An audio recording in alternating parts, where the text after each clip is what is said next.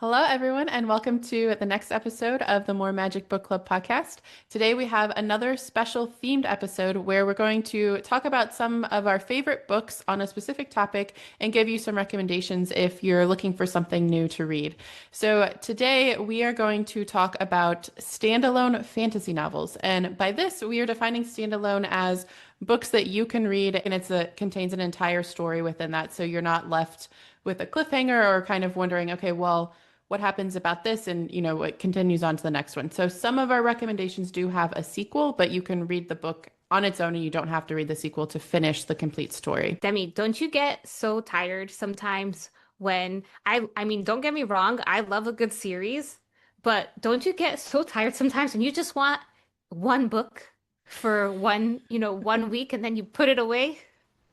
Yes, like sometimes, well, and some of them, I mean, we've talked about Sanderson on this, and sometimes the series are each book is, like 700, 800, in that case, like 1,000 pages. It's like I want something that I can just read and enjoy and be done with it and not like commit like the next 6 months of my life to this story. Yeah, So, definitely. I mean, don't get me wrong, I do have some one standalone 1,000-page novels in here, but oh I no. have some interesting, I have some unique books in here too that are like podcasts and graphic novels. So I think we have a diversity Ooh. for whatever mood you're in. Yeah, I love that. Ooh, okay. I'm so excited. So before we dive in, I do just want to say, so typically this podcast is a spoiler podcast because we are talking about the book, sometimes with the author. So we like to go, talk about it as a book club.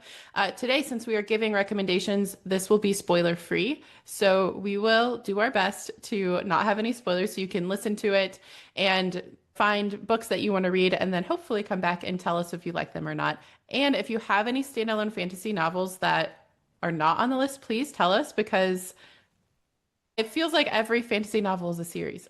So we're definitely always on the lookout for more standalone books as well. We are going to split this into high fantasy, low fantasy, and then we're having kind of a catch-all category that's sort of high and low books, portal fantasy, mythology, anything like that, where it doesn't fall clearly into those different categories. So if you are in the mood for something that's high fantasy, but you don't want to commit to a whole series, those are the books to listen to, and so on. Okay, so let's go ahead and get started. Are you ready? Yeah, Demi, should we define what high fantasy is and low fantasy is? Because I must admit, I wasn't quite sure about the delineation between them until you and I did this episode. Yeah, sure. Do you want to kick it off with high fantasy? Sure. Okay, so I would say that high fantasy, a major element of it is the world building aspect. So it is a whole new world with a whole new set of laws and physics and reality that encompass the world that the character is living in. So like think for example, Lord of the Rings. Again, I'm always going to go back to Lord of the Rings as he's the father of fantasy, J.R. Tolkien. But that is a high fantasy novel because that man took the time to basically create a whole new planet, a whole new language, a whole new culture, heavily inspired by Europe.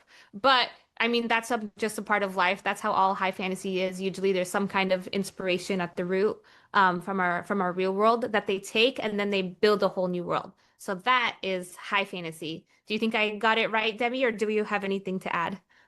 No, yeah, I think that's how I would define it. So I always think of it as high fantasy is not in our world and low fantasy is in our world. So low fantasy is in our world where there's magic that exists among us, basically. So I guess the example would be like Dracula, for example. There's vampires living among us, there's witches among us, things like that. And of course, we have a lot of different recommendations. So the extent of the magic also varies a lot more, I would say, in low fantasy, where it can be, something like Harry Potter, which is low fantasy. That's set in our world where, you might accidentally stumble upon Harry Potter one day or his friends. So that's where, that's a lot of magic. And then you might have something that's like simpler where it's just like a magical object and that's, the world. So there's a lot of variety there. And then the last category we had, because I really like books that go from our world to the high fantasy world. So those Mm. are typically portal fantasies. So the classic one is, like the Chronicles of Narnia. You step through the wardrobe and you're in this other world. So we're going to have some recommendations for those as well. And we have mythology, which is, I would say maybe religious myths turned into storytelling. And I guess those are a little bit harder to put in between since it does technically take place on our planet, but the the mythology is so encompassing that it's not like a world underneath our world, like right under our noses. It is the world, right? If that makes sense. Yeah, yeah, I feel like the mythology stuff is because I was like, it's not high fantasy because it's not another world, but then in some cases it's like, just in the gods world, for example. So it's not, like New York City or something like that with some low fantasy. So so that's why we have a third category that's kind of like anything else. Yeah, anything goes. Let's do it. Yeah. Okay, so we're going to start with high fantasy. The first one that I have on here is The Last Unicorn by Peter S. Beagle. And this book, I believe, is a children's book. I did not read it until like 4 or 5 years ago. So I read it as an adult. Have you read this? No, but I love it. Oh, it sounds great. I'm looking at the summary right now. Yeah. So to summarize this for anyone else who hasn't read the book, this is about a unicorn and it's set, I don't know exactly where it's set. It looks like our world, but it's not our world. There's unicorns. It has been a while since I read this, but I would put this in high fantasy. It's one of those where it felt kind of like the 1300s or something like that. So you're like, I really like this book. The main character, the protagonist, is a unicorn. So you follow the journey of the unicorn. It's from her point of view, and it's a very quick read. So if you're, looking at your end of the year reading goals and you want something to knock that out, that's a really good book. This is perfect for that. I don't want to give too much away because I feel like this book was just, I went into it kind of with no context, and I think it made it even more special. So I would say if you're in the mood for just like classic fantasy, that's kind of a quest from the perspective of a unicorn, and it's very heartwarming. Like, I believe this did make me cry. And when I finished it, it was one of those where I put it down and was like, man, I wish everyone would read this book. It was so lovely and so good. So that's what we're starting out with. The highest recommendation. The next high fantasy standalone book that I would recommend, we actually have a whole episode dedicated to this one, but we wanted to call it out here because it's perfect if you're in the mood for a standalone book, and that is Tress of the Emerald Sea by Brandon Sanderson. This was my first Sanderson novel, and part of the reason I read it is because it was standalone and it was short compared to his other books. And it has a beautiful cover, which also sometimes that's why I pick up a book. But it was just so much fun. And if you have read it, definitely go listen to the episode we talk about the book. If you haven't read it, it's basically follows Tress, who is living on a planet. I don't remember the planet's name, but Lumar. yeah, it was like Marianne is a Sanderson expert. Um, so it's fun because you don't have to have context from Sanderson's world to read this, but if you are a Sanderson fan or you have read some of his books, it will help. You'll just have get some of the references. It follows Tress. She lives on an island and basically has to go on this whole quest and adventure. So it's an adventure book. Also, there's a lot of ship life in it. So if you're like in the mood to be on a boat, this is a good book for that as well. I don't want to say too much again because we're trying to avoid spoilers, but it's definitely a good standalone novel. Would you recommend that? Well, I know you have another Sanderson novel on here, but would you recommend Tress as a standalone one? Yeah, I think it's a great entry level to the Cosmere universe. So, just a little bit for the listeners, if you don't know. So, Brandon Sanderson has written many, many, many, many books in multiple different universes. But his magnum opus is the Cosmere universe, which it's literally a universe. Like, he has entire solar systems of different planets, and there's different books set on different planets. And so his series books are really the planets that are basically the big players of this universe who are gearing towards an intergalactic war, basically. And so that's like where you get the Mistborn series that's set on the planet Scadrial. That's where you get the Stormlight Archive that's set on the planet Rashar. But then there's these little planets that really don't have much to do with what the big guys are doing. And so they're just kind of off on their own, having their small little adventures. And so there's actually quite a few standalone. I'm actually slowly working on converting my friend into becoming a fellow Sandy head. And so I'm just kind of feeding her little books at a time that are standalones. So that way, just to kind of feed it to her so that she like gets a taste and she's like, I want to know more. So then she could really get to the big stuff. So she loved Tress. So I think it's great. I would also say, just so everyone knows, I would say his standalone novels that you really don't need anyone else is Tress of the Emerald Sea, Elantris, Yumi and the Nightmare Painter, which we will talk about in a second because that's on my list, and Warbreaker. Hmm. I haven't heard of Warbreaker. Okay. Yeah.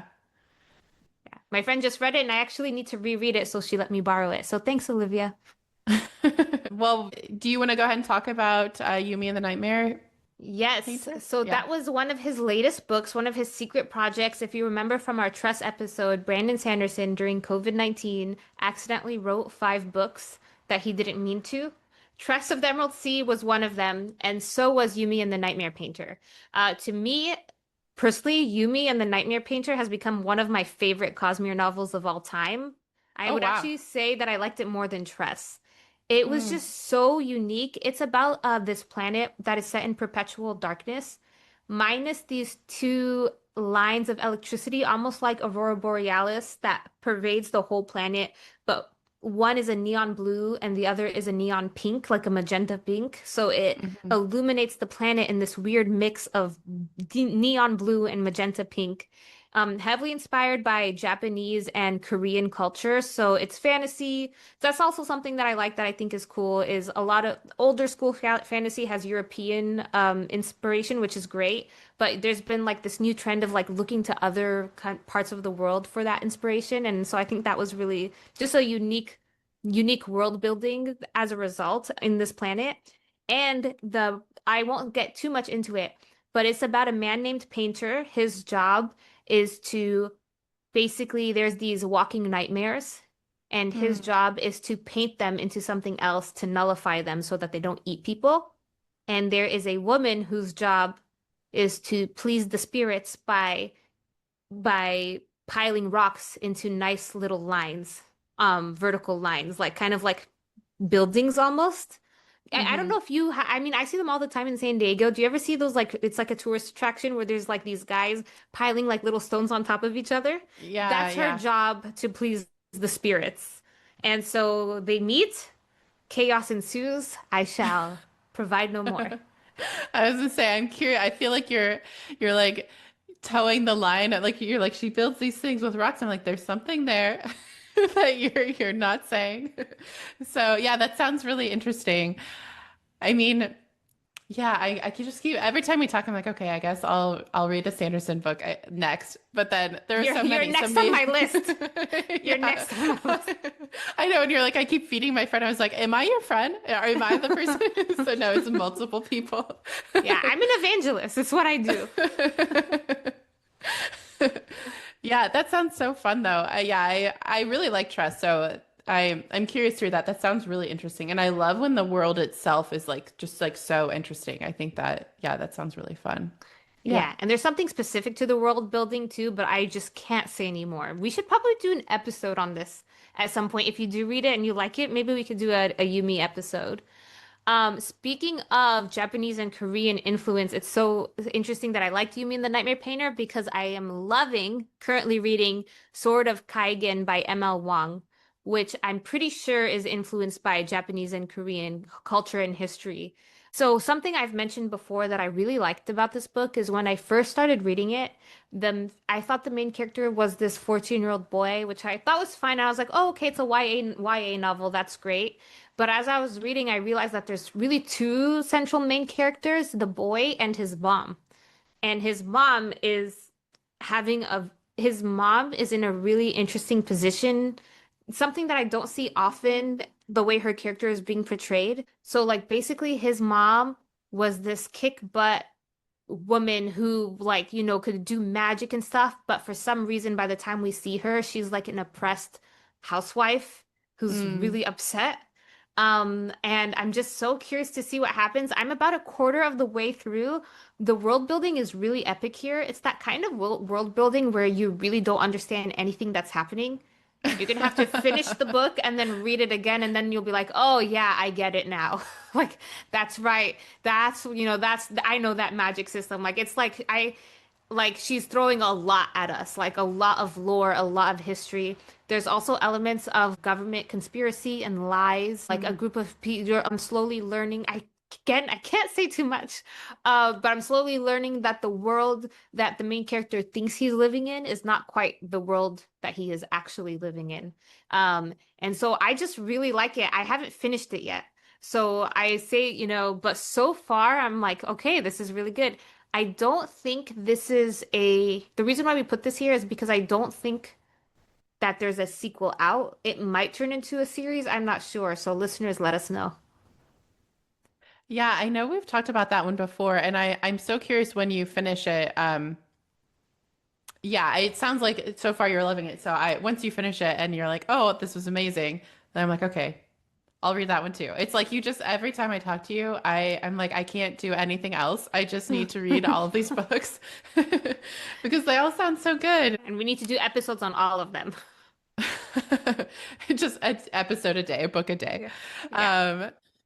Um, okay, awesome. So those were the main ones we had for high fantasy. So if you are like, I just really don't want to be in this world anymore, definitely go check out those books and let us know what you think if you do read them. For low fantasy, so we have a few options here. Low fantasy is probably my favorite. I don't know if you have, I mean, you seem like you're a high fantasy person. I Do you think have I'm a a high preference? fantasy girl. Yeah. Yeah, I think I like high fantasy, but I feel like low fantasy is where I tend to gravitate. So it's kind of fun because we're like the opposite, but then we both like them. So anyway, just unnecessary context for everyone. But so for low fantasy, I have a few recommendations here. The first one is this is actually a lot of these are like pretty popular, so you may have read them. But I put The House in the Cerulean Sea by T.J. Klune on here. Have you read that one? No, I see it everywhere, and I just love the title, but I've never Yeah. actually read it. Yeah, that's how I was, obviously, until I read the book. But I saw it everywhere and I was like, and so this is cozy fantasy. And I put off reading it because I hadn't really read anything that was specifically cozy fantasy and I just wasn't sure about it. But it is, I feel like it's like the classic like cozy fantasy. Now when I think about that, this is like the perfect book for that because you read it and it's fun. There is tension and stakes because I feel like sometimes with cozy fantasy, uh, there's not enough, drama to keep me reading. And that wasn't the case for this one because all of the characters are so good and so lovable, especially the main character. So it's basically about this guy he's kind of like a grumpy, has that kind of grumpy character personality, and he's a caseworker for magical children. So he has to go to this orphanage on an island uh, in the Cerulean Sea. It's not a spoiler, it's the title of the book.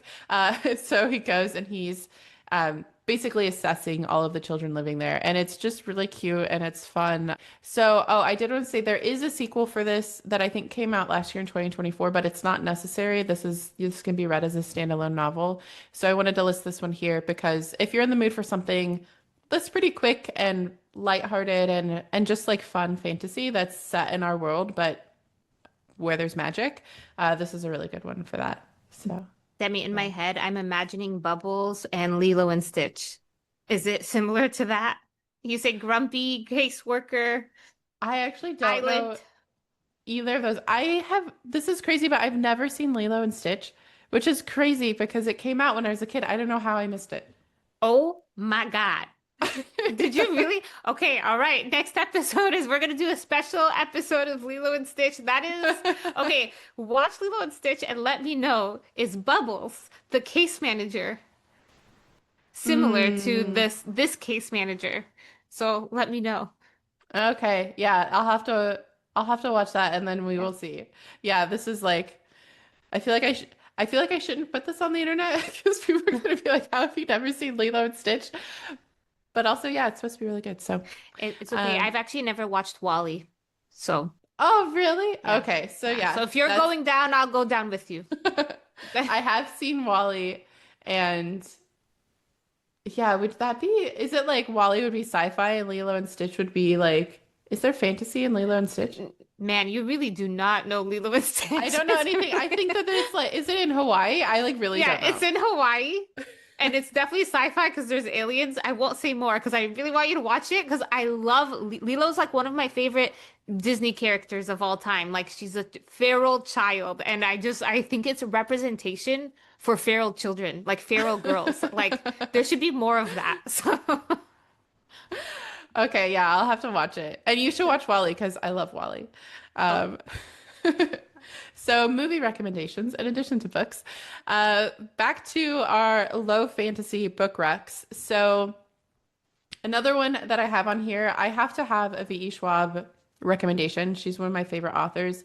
So I put The Invisible Life of Addie LaRue because this one is standalone. And I love this book. I think you said you've read it as well. yes, on your recommendation. Oh, really? Yeah. Oh, Yes. so I'm the Schwab evangelizer, I guess. Yeah. But yeah, so if you're not familiar with it, this one is very popular. So I think most people have heard of it at least. But if you haven't, this is about Addie LaRue, and yeah, I'm like, how much should I give away without spoiling it? I'll just like say kind of like the vibe. So it follows her. She's the main character. There's two timelines in this book, which I think is part of why I loved it so much. So there's a present day timeline, and then there's one, it starts in France, and I think the 16 or 1700s. So the world building, it's literally our world because it's in our world. And the descriptions in it are just beautiful. This was a book where I wanted to just like kind of linger as I was reading it because it felt so immersive and so just descriptive and beautiful. And I don't really know how to talk about the magic without spoiling it. I guess like I don't know what the description says. How would you describe it? I would say she is a woman who meets a being and something happens that changes the course of her life forever. Eh?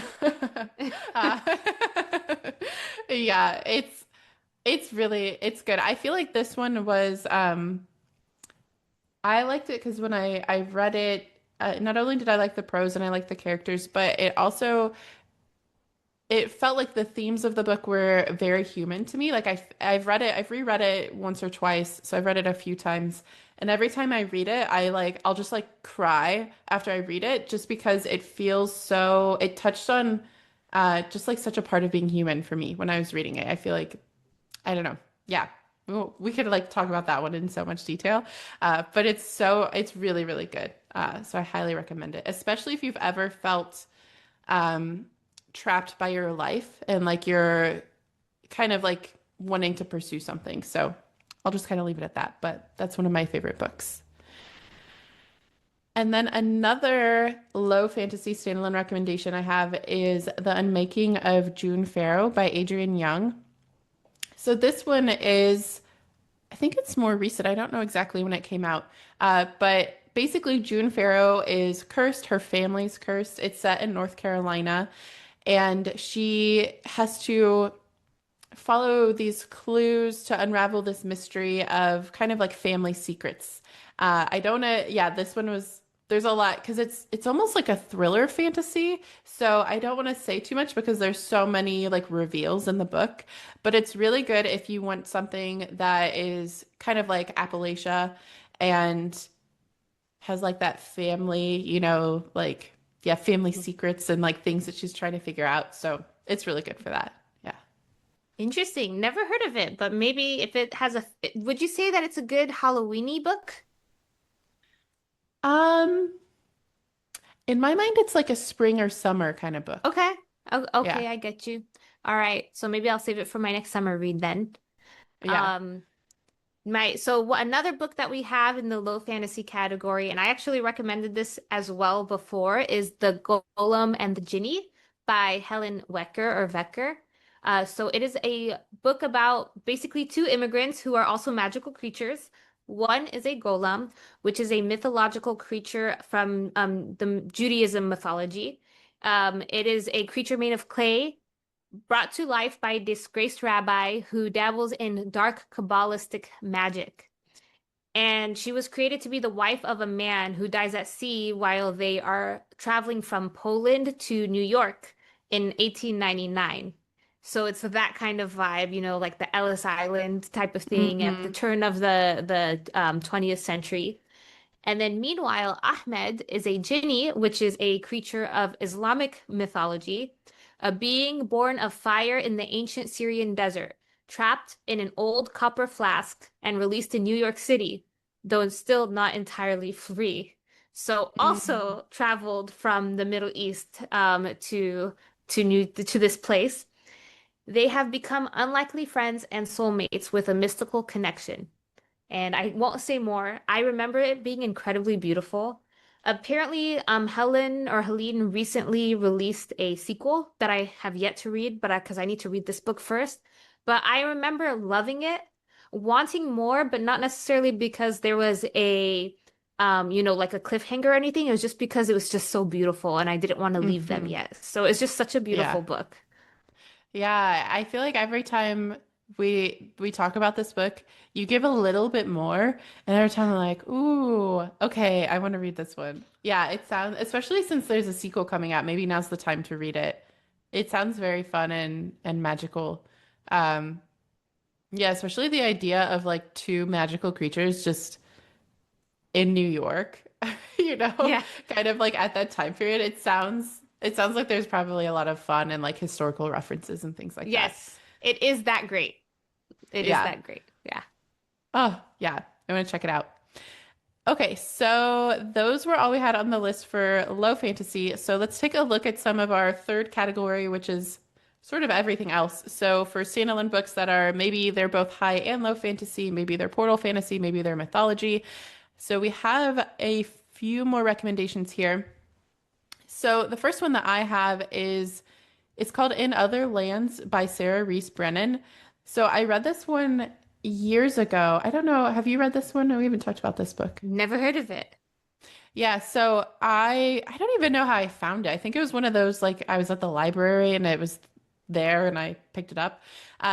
So it's set, I believe it starts out around London or somewhere in like England, and there's a wall that marks a border between sort of our world and the other world, so in other lands, so like the other land. And the main character, if I remember correctly, is you like not everyone can see this wall, so you have to see it and then you can cross it. So our main character goes and then they essentially attend kind of a magical school, and then the main character really wanted to see mermaids. So there's a mermaid on the cover. And I believe it might be YA. I'm not sure if it's categorized as YA or adult, because it is like a magical school, so they're a little younger. Um, but I read it, and for like the first maybe 40% or so, I was like, I don't know if I like this because the character was just like really, it was one of those, I think you had said this for a book we talked about recently, but it was one of those where it's YA and so like like they're supposed to be like kind of annoying, because Yeah. they're like teenagers and you're like, oh, I don't know. But then the just evolution of this character, it's really beautiful, and I end up really loving this book. So it's definitely one that if you want to read something that it's not like Harry Potter Magic School. I don't really, it's almost like Percy Jackson, like those books. Like it Mm. almost like it's not the same as that, but it almost has that feel in my mind. I don't really know exactly how to categorize it. But it's good if you want to read something that's standalone and also just like, yeah, just I feel like it was one where I put it down and I felt like, oh wow, that was like an adventure and like I grew as part of reading this book. So it was really good. I really like that one. This second book, Demi, you and I both love. Yes. Yeah. This is one of my favorites. So it's Circe by Madeline Miller, and I love it. Yeah, this one was for anyone who hasn't read it, because I feel like it must have been when it came out, it was kind of everywhere. Like I feel like you would see, That's I saw right. the cover everywhere, and it took me a while to read it. So this is in kind of our like catch-all category because it's not. strictly low fantasy. So for anyone who's not familiar with it, it follows Circe, who's the witch from the Odyssey, the one who turns like Odysseus's crew into pigs. So it's from her perspective. So it's partly set in our world because if you've read the Odyssey, you know she has an island. He goes to it, and then this book has her on her island, but it also has some of the I don't know if it's Mount Like Olympus, but kind of Olympus, like like yeah. the godly realm. Yeah, so it's kind of both. So that's why we put it in this category. But I found this book to be just so beautiful. This one is definitely one that's a journey. It spans a pretty long timeline and it's I don't know, it's just so good. I don't know, what would you say Yeah. about it? I think we should do an episode on Circe Yeah, I because it's love just this so book. rich. It's so rich. Yeah. I feel it's, I thought the message of the book was really fascinating. I'm always looking for what is the message of the book, what is the author trying to say? And I Hmm. think, if we were to ever talk about this book, the ending was really unique for me. What she wanted from life was something different than what most people want from life. And Hmm. so I thought it was quite beautiful. Like you said, it's beautiful, heartbreaking, but also heartwarming. Hmm. Yeah, yeah, I read this one and it was kind of like Addie LaRue in the sense that I wanted to just kind of linger in it when I was reading it. Like I feel like the descriptions were really good. Um, and it was just such an immersive story. It was one of those where I couldn't get it out of my head even when I wasn't reading. It just felt like it really stays with you. And this absolutely deserved all of the hype that it got because it's such a good book. So yeah, if you haven't read it, especially if you like Greek mythology, like I love Greek mythology, this is just the perfect book for that. Yeah, it So nice. reignited I remember after I finished the book, it reignited my Greek mythology phase. And I, dug kind of deeper into like the story of the Odyssey and the sequels and the prequels and all of that. So yeah, definitely great for Greek nerds. Yeah, and if you aren't familiar with it, it's still a good book, even if you don't know. Weirdly, my husband has never read The Odyssey, and I was like, how? How? I didn't everyone have to read this in school? I thought that was crazy. So if you're someone like that and are not familiar with it, it's still really good, even if you don't have that context. But the next book I put on here, I think it's technically magical realism. But I wanted to include this if you wanted something like very different. So it's Hard-Boiled Wonderland and the End of the World by Haruki Murakami. Have you read this one? I've read some of his other stuff, and I've seen Hard-Boiled Wonderland, but I've never actually read it. Yeah, so I read this one. It's been a while now, and this is one that it is standalone. That's why it's on this list. Um, And so Murakami is a Japanese author. So the story, I am not an expert in like Japanese storytelling or anything, but I will say that anytime I read something that's like a Japanese author story, like the story structure is just a little, it's not the same as like the way that we tell stories. So I feel like I always have to go into it and kind of like let my brain just like not have any expectations. I don't know if you experienced that. Um, but this was one where I kept wanting I kept trying to like kind of predict and piece it all together and then once I started to just say I'm just going to like go with it. I'm not going to try to predict what happens. I'm not going to like do any of that. And then I was like, oh my, I like loved it. It was so good. So I feel like that this could just be me as a reader, but I did want to share that context if you only read like you know, epic high fantasy stories. This is very different. And it's set in, I believe, Tokyo. It's set in Japan. There's a little bit of portals in it. It's kind of, yeah, it's just very whimsical and there's a mystery. It's hard to like pin down. So this is like a book where if you're like, I want to read something that's not like easy to categorize, but that has magic in it and is standalone, like this would be the book that I would recommend. All right, you've convinced me. I think I'm gonna do it. All right, and what's your Oh, next book? so the next one that I have, this one is another mythology. This is Norse mythology. So it's The Witch's Heart by Genevieve Gornichek. So it's about a witch who falls in love with sort of the trickster god Loki. Ooh, So yeah, girl, you could do better. Just, just As you can imagine, it's interesting. Yeah, so there's some drama that happens. So it's really good. It's fun because it's kind of like Circe, only it's Norse mythology. And this one, I don't know if I would say it's set in the like that godly realm as well. I can't remember exactly if it's supposed to be like a different, kind of world or if it's our world. So that's where I'm like, I don't know exactly where this one sits because it gets like a little confusing when it's like these mythology things. But it is really good. This is one that also made me cry when I finished reading it. So that's always a criteria for me. Like, did I cry? Not in like a I'm devastated and sobbed like kind of way, but like this was just like such a good story. Yeah, it yeah. emotionally moved me.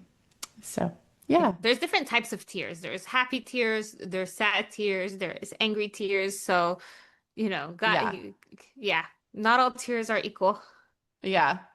Yeah. So this one was definitely it's good. I would recommend it, especially if you're whoever's listening and also you, Marianne, if you want some mythology that's not Greek, this is a good one to do. Yeah. And I've always wanted to brush up on my Norse mythology because the extent of my Norse mythology is the Marvel universe. So, and Oh then I yeah. think we did a class on Beowulf or a module on Beowulf sometime in high school. So I think it would be, yeah, this could be a good place to start. Yeah, it's funny because I have not seen like pretty much like any Marvel movie, so most of my context comes from like books like this. So then I'm like, I feel like I'm missing some. Anyway, we won't go into all that right now, but yeah, it's good. This is something new that I've learned about you today, is that you haven't seen some of the most popular movies out there of our generation. I know.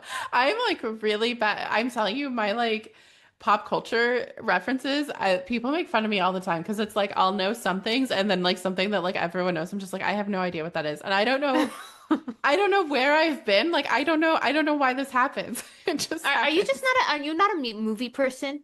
Is Yeah, I that don't really why? watch a ton of movies. Yeah. Okay. I respect that. I get that. I get that. I do. Books are better than movies in general. But movies are great for when I don't want to think too hard. So I think for me, I consume all types of content.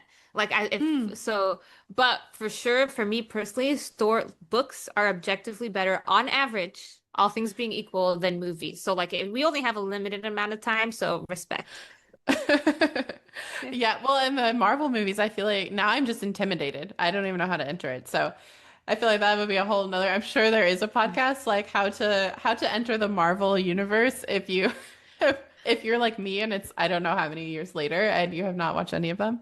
Yeah. So anyway, so especially I guess then if you're familiar with the Marvel universe and want a Norse mythology retelling, then The Witch's Heart by Genevieve Gornichek could be a good book. Could be yeah, just a different perspective on kind of those characters and the mythology and Yeah. stuff.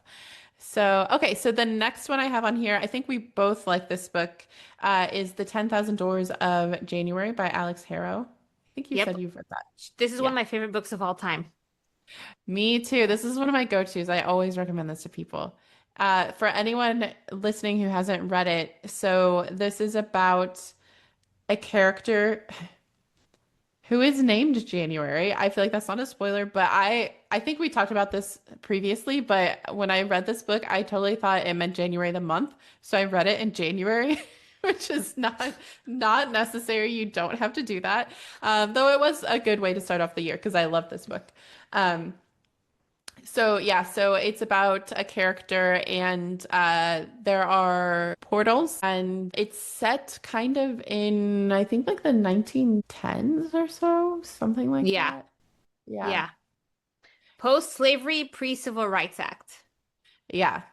So that kind of vibe. It's also, I believe, set in Kentucky for part of the book and it's one that's just like this was so unexpected for me because again, I bought it because yeah, I thought I should read it in January, and I this is one that I bought solely based off the cover.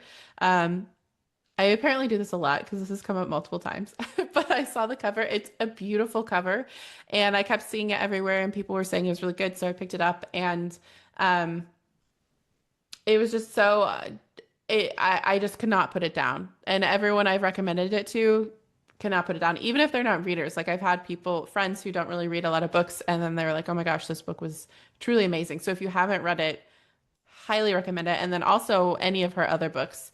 I think they're all standalone, actually, except for maybe like her novellas, I think would be more of a series. But the Once and Future Witches is standalone, which is also really good. That also made me cry. And We're gonna Starling be reading that House. one soon, aren't we? We're doing the new book, The Everlasting. Oh yeah, Okay. in December we're doing The Everlasting, which comes out I think in October. I think it's coming out soon. So we're going to cover that for our book club for the December episode. So if you're listening, make sure you read that one so you can listen in when it goes live, which I think will be fun. That one is about I think on female knight, from what I've read about the book. So I'm curious because she has a short story, not to make this a whole Alex Harrow episode, but she has a story called The Six Deaths of a Saint. It's a short story. I don't know if you've read that, but I read it and that made me like just like sob at the end. It was like really good and it's a short story. So I think this is like that was like the inspiration for this novel. So I'm very excited about that one. So I'm super excited to read that. So I'd say that's probably, I was going to add a category of our most anticipated standalone, and I'd say that's probably top of my list. So yeah, Cool. we're going to talk about that one. Yeah. Another one we have also done an episode on is Green Teeth by Molly O'Neill. So this is a great standalone. It's so fun. We actually got to speak with Molly and talk about some of the spoilers and the behind the scenes. So we have an episode on that, it was just truly amazing to get to talk to her about the book. It follows the perspective of Jenny Greenteeth, who is a lake monster, and basically she's kind of a grumpy lake monster and doesn't want to do anything, and the book makes her do a lot of things, and it's a lot of fun. Yeah. Anything else you'd say for someone who's maybe considering Greenteeth? Highly, highly recommend. Amazing book. Read it and then listen to our podcast episode with Molly to get some behind the scenes background information from the mind of the author herself. Yeah, Marianne asked so many questions. She was like, "Well, I have you here. Can you tell me if, so and so was like the same person here?" And like asking all of those things where you're like, "Man, I just want to know. Like, did I make a connection, So yeah, it was a lot of fun. It's everything Yeah. I've ever wanted, is to just, basically hold an author hostage while I ask her all of my questions. So, yeah. So for this next book, I think this book is great for Halloween. It is a Hmm. Brandon Sanderson book, and it's Brandon Sanderson and Dan Wells, so they wrote it together. It's Hmm. actually kind of unique. It's unique storytelling. It is not a book. So it is a Oh, okay. combination of an audiobook and a graphic novel. So, which I think is really interesting. Definitely falls in the catch-all category because I don't know how to label this book. But Hmm. it's called there's a prequel which is how I got into this world of like this world that they have. It's called Dark One Forgotten, which is an audio series. You can't get it as an actual paperback. It's only as audio and it's very theatrical. Oh, okay. And then the second one is a graphic novel, which is Dark One, just Dark One. And Hmm. so Dark One Forgotten, it acts as if it's a podcast. It's not actually a podcast, but it like pretends to be a podcast. So it's like an audiobook about a podcast, if that makes sense. And it's very scary, dark, but like really dark. But again, there's always something about Brandon Sanderson in the way he writes where like I'm never in despair. Like he'll like even if this stuff is worth falling into despair into, like it's about a serial killer. So like that is as dark as it gets. But like the way he writes, there's always like that thread of hope. But there's an element of magic. Basically, this girl finds out about this woman who was at one point extremely famous. Like she was going to be, I think, the most famous violinist or something, and then all of a sudden she disappears from the face of the earth and she's completely forgotten by everyone who knows her, even her mom, Hmm. like as if she never existed. And so this girl, this like I think like a college student or something, decides to do one of those podcasts that Serial and all those like where it's like I'm gonna solve this murder, and so she Yeah. decides to start a podcast to figure out why did this girl get forgotten, and then she falls into I guess maybe you could call this portal because there's elements of magic. I won't say Mm, more. I won't say mm, more. But yes, really good. And then the graphic novel is the main book, I guess. But I really like the podcast in some ways more than the graphic novel. But the graphic novel is about the world that in some ways touches this world. And mm, it's like kind of like a demon world, I guess. Or maybe it's like I don't know. I actually don't know how I would explain it, but totally mm. different, very unique storytelling because like I said, it's not words on a page. You can't get this in like a book paperback form. This is an audiobook and a graphic novel, and that's it. And I was pretty satisfied with those two. I think they might turn it into a series, but it's trudging along. But I was happy with just even the audiobook on its own. That sounds so interesting. So for the podcast part, you get it as an audiobook? It's not like a Yeah. podcast you'd go look up. No, it's an audiobook that is like theatrical and is pretending to be Yeah. a podcast. I don't really know how to explain it, but it was so good that I was forgetting that I was listening to my Audible account, not my podcast account. So Oh, like that's how okay. good they are at making it feel like it's a podcast. But every podcast episode is a chapter. That's so interesting. So you would suggest listening to the audiobook, which is a podcast, and then you get the graphic novel to read after that. Yeah, if you Yeah. want, if you're interested. Okay. Yeah, And that they sounds barely even interesting. really touch each other. Like they're like almost Yeah. set in two different worlds. They barely intersect, so you really can listen to Dark One Forgotten on its own. Do you know how long it is? Because since you said it's good for Halloween, I'm like, because yeah, Short, it's I pretty since I short. don't since I don't watch movies, apparently, I guess I'll do this instead. Uh, I don't remember it being too long. I think 10 hours or less. okay. Yeah. Yeah. Yeah. That sounds like something good to do this month then. Or like, you're passing out candy and like listening to this like kind of creepy like book podcast thing. Yeah. Yeah, that sounds fun. Yeah. And then my last book, this is not a book that I see out in the world too often, but I loved Mm. it. It's called Borderline by Michelle Baker. First, I love it because it's based in my hometown, Los Angeles. And it is definitely a portal book, squarely in that category. So it's about how the world between our world and the fairy world is set in Los Angeles. Mm. And the people who are like destined to protect it are people with mental health issues because they are not quite like, here nor there. Like there are people who can go in between the worlds. Like you need to, do you get what I Hmm. mean? Yeah, And yeah. so our protagonist, she has borderline personality disorder. So and Mm. ADHD, and I think she has some other things too, but the main thing is she has borderline personality disorder.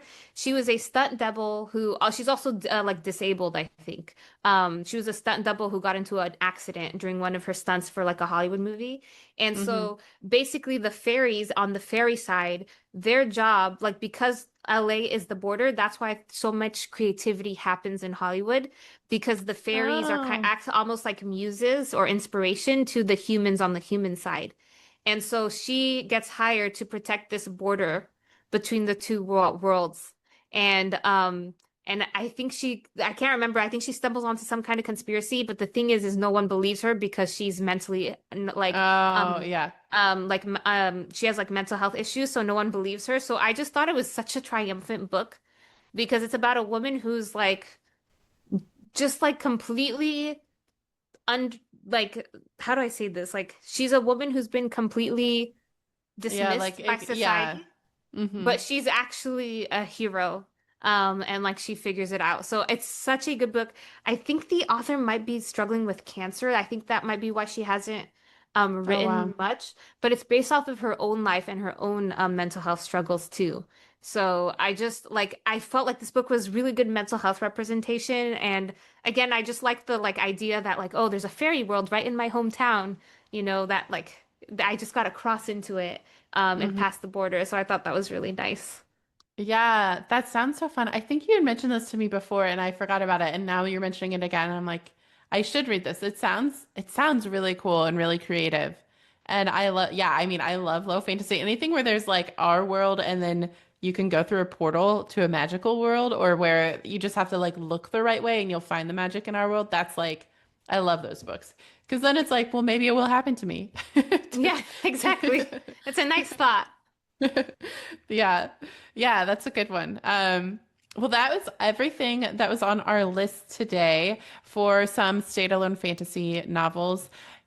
Is there anything that I know these were all books that we have read. Is there anything that you are considering reading that you know is a standalone that you think people might be interested in? For me, I think the main thing is probably The Everlasting by Alex Harrow.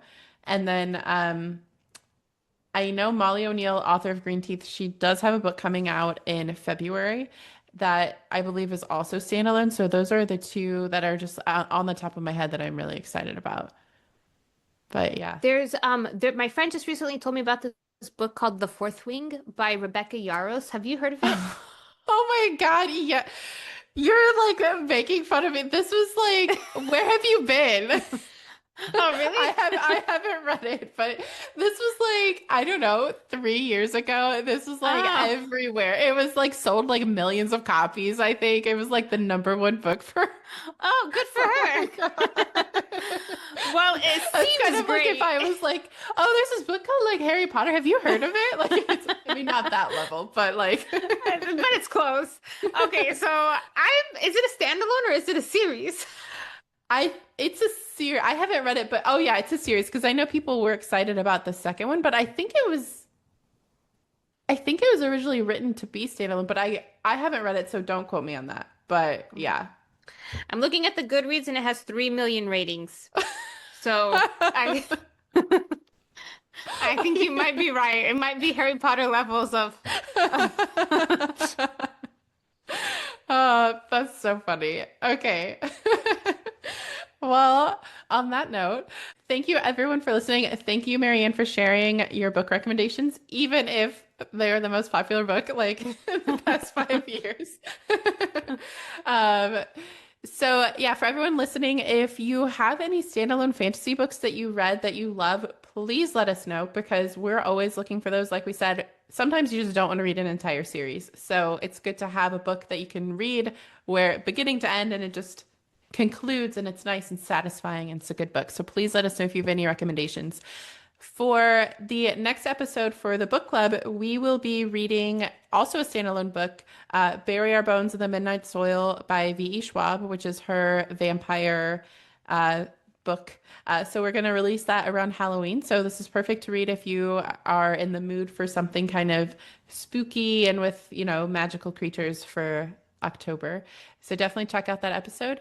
And in the meantime, have fun reading. We're wishing you more magic as always, and we'll see you in the next episode.